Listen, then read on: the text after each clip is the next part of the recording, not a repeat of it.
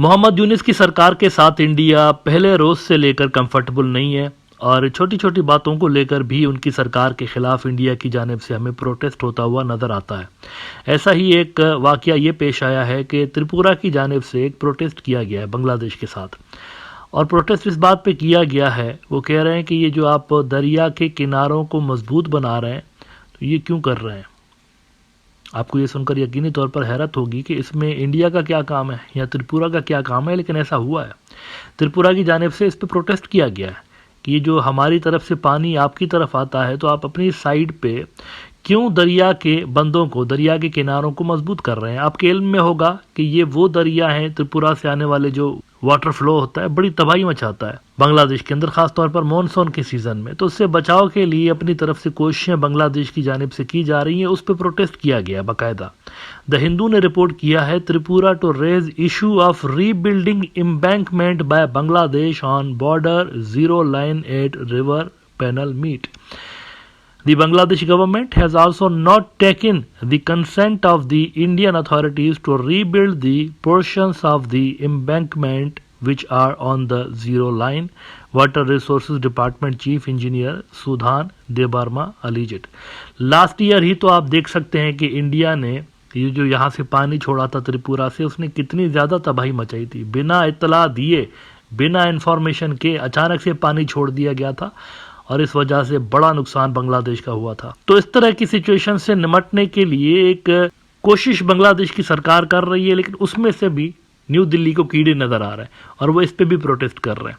हालांकि खुद फराका बैराज जैसे प्रोजेक्ट्स लगा के बैठे हुए बॉर्डर से कुछ ही किलोमीटर दूर, उस पे उनको कोई आपत्ति नहीं है, लेकिन बांग्लादेश अगर अपने दरियाओं के किनारे भी मजबूत करता है तो इनको मिर्चें लग जाती हैं। अच्छा, मोहम्मद यूनिस की सरकार के खिलाफ एक प्रॉपर, जैसे कि मैंने प्रोग्राम के शुरू में बात की, एक प्रॉपर उन्होंने डिसइंफॉर्मेशन कैंपेन लॉन्च करके रखी हुई है और तरह तरह के गलत खबरें उनके खिलाफ आए दिन फ्लोट की जाती हैं। लेकिन ये सिर्फ खबरें नहीं है, ये सिर्फ खबरें मीडिया के अंदर नहीं चल रही, परहैप्स ग्राउंड पे भी कुछ न कुछ एक्टिविटी इंडिया ऐसी कर रहा है उनकी सरकार को डिस्टेबलाइज करने के हवाले से, जो कि काफ़ी खतरनाक भी हो सकती है। पहले मोहम्मद यूनिस के खिलाफ ये झूठी खबरें फैलाई गई कि ये जनवरी में भाग जाएंगे, और अब ये झूठी खबरें इंडियन मीडिया फैला रहा है कि फरवरी में किसी भी वक्त मोहम्मद यूनिस की सरकार जो है वो गिर सकती है और ये भाग सकते हैं।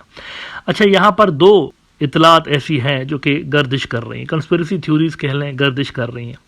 एक तो ये कि बांग्लादेशी मिलिट्री के अंदर जो शेख हसीना के लॉयलिस्ट लोग हैं उनको कायल किया जा रहा है कि आप उठें और सिस्टम को हाईजेक करने की कोशिश करें, मोहम्मद यूनिस को यहाँ से हम उठा के तो यूरोप के अंदर किसी मुल्क में भेज देंगे। एक तो ये वहाँ पर एक कंस्पिरेसी थ्योरी है जो कि गर्दिश कर रही है कि इंडिया ये करने की कोशिश कर रहा है। और दूसरा, इसके हवाले से जो इतलात आ रही हैं वो ये आ रही हैं कि ये जानबूझ के गवर्नमेंट के ऊपर जो कॉन्फिडेंस बहाल हो रहा है इन्वेस्टर्स का भी और मार्केट्स का भी, उसको गिराने के लिए डिसइंफॉर्मेशन कैंपेन लॉन्च की जा रही है ताकि इकोनॉमिक फ्रंट्स पे भी और डिप्लोमेटिक फ्रंट्स पे भी मोहम्मद यूनिस की सरकार के लिए प्रॉब्लम्स क्रिएट की जा सकें। कल इंडिया का एक बड़ा न्यूज़ आउटलेट है रिपब्लिक, उन्होंने मैराथन ट्रांसमिशन लॉन्च की है बाकायदा इसी हवाले से, और लंबे लंबे प्रोग्राम उन्होंने किए हैं इस बात को लेकर कि मोहम्मद यूनिस की सरकार गिर रही है।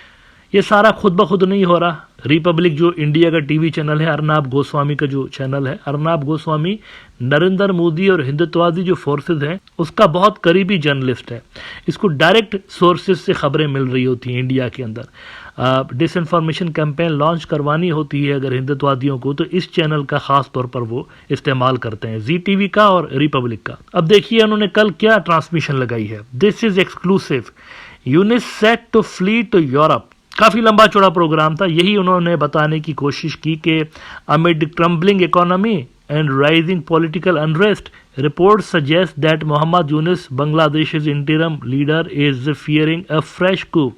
Sources claim Yunus may be planning an escape to Europe after a secret meeting with Alex Soros, the son of American billionaire George Soros, in Dhaka. As the nation's economy spirals and the textile industry collapses, Yunus is reportedly sensing a looming political crisis. Is a Hasina style ouster imminent?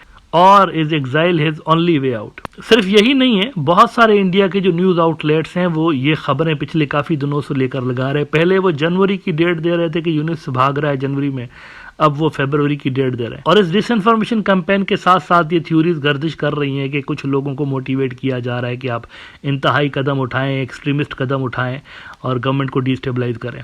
अच्छा, ये जो इन्होंने Alex Soros की बात की ना, George Soros का बेटा जिसके साथ मोहम्मद यूनिस की पिछले दिनों मुलाकात हुई, इसके लिए इन्होंने कहा कि कोई सीक्रेट मीटिंग हुई है और ये मोहम्मद यूनिस के भागने के हवाले से मीटिंग थी। This is rubbish, totally rubbish.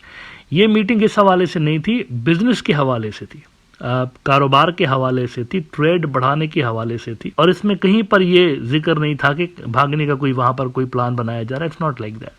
दूसरी बात यह कि ये सीक्रेट मीटिंग नहीं थी। जिस भी जाहिल इंसान ने रिपब्लिक वालों को ये बताया है कि ये सीक्रेट मीटिंग थी, उसकी पगार से 50 रुपए काटने चाहिए अर्नब गोस्वामी को, क्योंकि इस मीटिंग की बाकायदा तस्वीरें जारी की गई हैं मीडिया के अंदर और ऑफिशियल्स ने खुद ही जारी की हैं कि ये मीटिंग हमारी हुई है। तो ये सीक्रेट मीटिंग नहीं थी, बाकी मीटिंग्स की तरह नॉर्मल मीटिंग थी जिसमें ट्रेड डिस्कस किया गया। As far as this issue is concern कि बांग्लादेश की इकोनॉमी क्रम्बल हो रही है, गिर रही है, तो इसमें भी कोई सच्चाई नहीं है।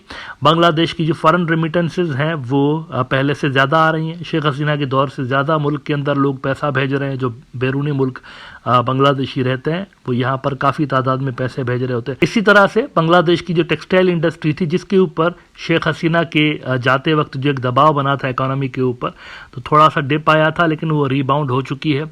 टेक्सटाइल इंडस्ट्री भी दोबारा अपने पांवों पे खड़ी हो चुकी है। लिहाजा इकोनॉमिकली कोई इतना बड़ा इशू है नहीं जितना ये इंडियन मीडिया दिखा रहा है। अच्छा, यहाँ तक झूठी खबरें फैलाई जा रही हैं कि सैलरीज देने के लिए भी पैसे नहीं है। यहाँ तक इंडियन मीडिया एक झूठी खबरें लगा रहा है। नाउ इन तमाम कंस्पिरेसी थ्योरीज में जैसे वो दाल पे तड़का लगता है ना, तो इस तस्वीर ने उस पर बाय द वे तड़का लगाने का काम किया। ये रिसेंट एक तस्वीर गालिबन आई है वकारुज़्ज़मा साहब की। इसमें वो किसी फॉरेन ऑफिशियल से मुलाकात कर रहे हैं, गैर मुल्की कोई ऑफिशियल है उससे मुलाकात कर रहे हैं, लेकिन पीछे इनके दीवार पे जो तस्वीर लगी हुई है वो मुजीबुर रहमान की लगी हुई है। तो इस तस्वीर ने भी असल में वहाँ पर सोशल मीडिया के ऊपर भी और इंडिया के अंदर ये जो मशीनरी है, फेक न्यूज़ मशीनरी और प्रोपेगेंडा मशीनरी, उसमें ऑयल डाला है कि देखो देखो वकारुज़्ज़मा के ऑफिस में अभी भी शेख मुजीब की तस्वीर लगी हुई है। और इस चीज़ को इंडिया के ये जो कंस्पिरेसी थ्योरिस्ट हैं वो ये कहकर प्रोमोट कर रहे हैं कि हमारा इन्फ्लुएंस है। बेसिकली वकारुज़्ज़मा साहब के ऑफिस के ऊपर अब भी हमारा इन्फ्लुएंस है, इसीलिए वहाँ पर मुजीबुर रहमान साहब की तस्वीर अभी तक लगी हुई है। अच्छा, लेकिन अब आखिर में इस सबसे इम्पॉर्टेंट बात की तरफ आते हैं कि ये जो भी कैंपेन्स चला रहे हैं, डिसइंफॉर्मेशन कैंपेन इंडियन मीडिया की जानिब से कि यूनिस भाग रहा है और वहाँ पर कोई कू होने जा रहा है, इसमें किस हद तक सच्चाई है? देखिए, इसमें कोई सच्चाई नहीं है। वहाँ पर जो सिस्टम मौजूद है it is quite strong now. मतलब ये शुरुआती दिनों में आप कह सकते थे कि इसके अंदर कुछ रेजिस्टेंस आ सकती थी इंडियन जो पपेट्स हैं उनकी जानिब से, लेकिन इस वक्त इस सिस्टम की जड़ें काफ़ी मजबूत हैं। बहुत सारी इंपॉर्टेंट पोस्ट्स ऐसी हैं जहाँ पर जो प्रो अवामी लीग और प्रो इंडिया हजरात थे उनकी छुट्टी करा दी गई है और वहाँ पर अब ऐसे लोग आ गए हैं जो कि इस रिवॉल्यूशन के हक में हैं, तो वो वहाँ पर उन पोस्टों पर बैठे हुए हैं। इसी तरह से इकोनॉमिकली भी मुल्क रिबाउंड हो रहा है और स्टेबिलिटी मुल्क के अंदर रिटर्न हो चुकी है, तो भागने का सवाल ही पैदा नहीं होता। किस चीज़ की वजह से भागेंगे? Everything is normal now. लिहाजा ऐसा कोई केओस है नहीं अपेरेंटली जिसकी वजह से यहाँ पर कोई बहुत बड़ी सियासी तब्दीली आएगी ढाका में। ये सिर्फ झूठा प्रोपेगेंडा है, लेकिन इस प्रोपेगेंडा के पीछे कहीं ना कहीं पर काम ज़रूर किया जा रहा है खुफिया तरीके से। और इस वक्त भी इंडिया की जानिब से कोशिश की जा रही है कि कम से कम यूनिस की सरकार डिसमेंटल करवाई जा सके और उसके बाद जो नया सेटअप बने उसमें कोई प्रो इंडिया जो शख्सियात हैं उनको इंस्टॉल किया जा सके।